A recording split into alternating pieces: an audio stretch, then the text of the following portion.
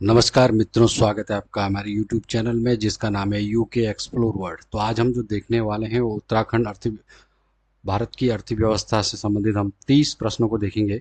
तो जल्दी one liner प्रश्न है, हम क्विकली इसको देखेंगे। चलिए आइए चलते हैं। पहला प्रश्न है, भारत में मौद्रिक नीति कौन लागू करता है? तो उत्तर हो जाएगा आरबीआई। दूसरा, रेपो रेट बढ़ाने का मुख्य उद्देश्य क्या होता है? तो महंगाई नियंत्रित करना। तीसरा, भारत में जीएसटी कब लागू हुआ? 1 जुलाई 2017। चौथा प्रश्न, राजकोषीय घाटा किसका अंतर है? तो कुल व्यय और कुल प्राप्तियों का अंतर राजकोषीय घाटा कहलाता है। पांचवा, भारत में पंचवर्षीय योजनाओं का मॉडल किस देश से लिया गया था? तो ये लिया गया था सोवियत संघ से। छठवां, भारत का पहला बजट किसने प्रस्तुत किया था? तो ये किया था आर के सेनमुखम चेट्टी ने। सातवां, ब्लू इकोनॉमी का संबंध किससे है? तो समुद्री संस्थानों से। आठवां, नीति आयोग का गठन कब हुआ था? 1 जनवरी 2015। नवा प्रश्न, भारत में नोट जारी करने का अधिकार किसके पास है? आरबीआई के पास है। 10वां, भारत का राष्ट्रीय आय का आकलन कौन करता है? तो ये करता है आपका एनएसओ। 11वां, स्टैगफ्लेशन का अर्थ क्या होता है?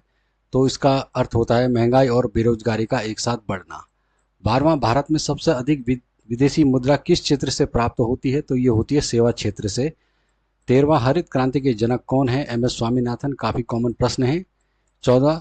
14वां प्रश्न, बैंक दर कौन निर्धारित करता है? तो सबको पता होना चाहिए, आरबीआई। 15वां, मुद्रास्फीति का सबसे बड़ा प्रभाव किस पर पड़ता है? तो निश्चित आयु वर्ग के लोगों पर इसका प्रभाव पड़ता है।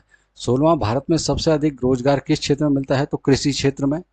17वां, डंपिंग क्या होता है? विदेश में कम कीमत पर माल बेचने को डंपिंग कहते हैं। 18वां प्रश्न, भारत का केंद्रीय बैंक कौन सा है? आरबीआई। 19वां प्रश्न, काला धन किसे कहते हैं? अघोषित आय, अनडिक्लेयर्ड जो इनकम होती है उसको काला धन कहते हैं। 20वां, मानव विकास सूचकांक किस संस्था द्वारा जारी किया जाता है? तो ये किया जाता है यूएनडीपी द्वारा।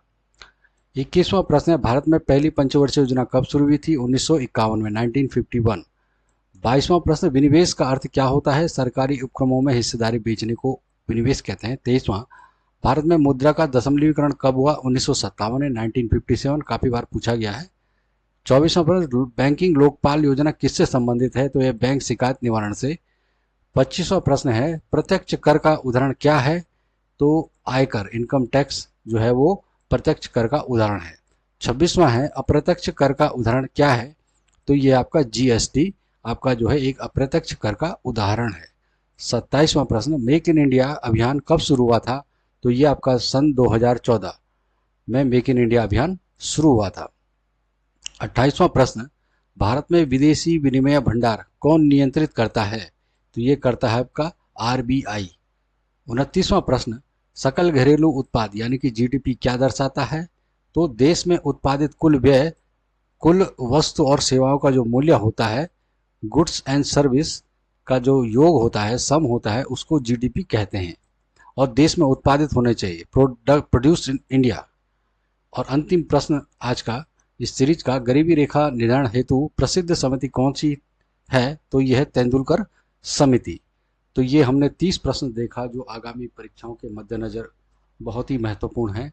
ग्रुप सी ले लो चाहे ग्रुप बी के एग्ज़ाम ले लो, और ये इकोनॉमी से संबंधित प्रश्न हमेशा ही पूछे जाते हैं और स्कोरिंग भी होते हैं और काफ़ी पूछे जाते हैं।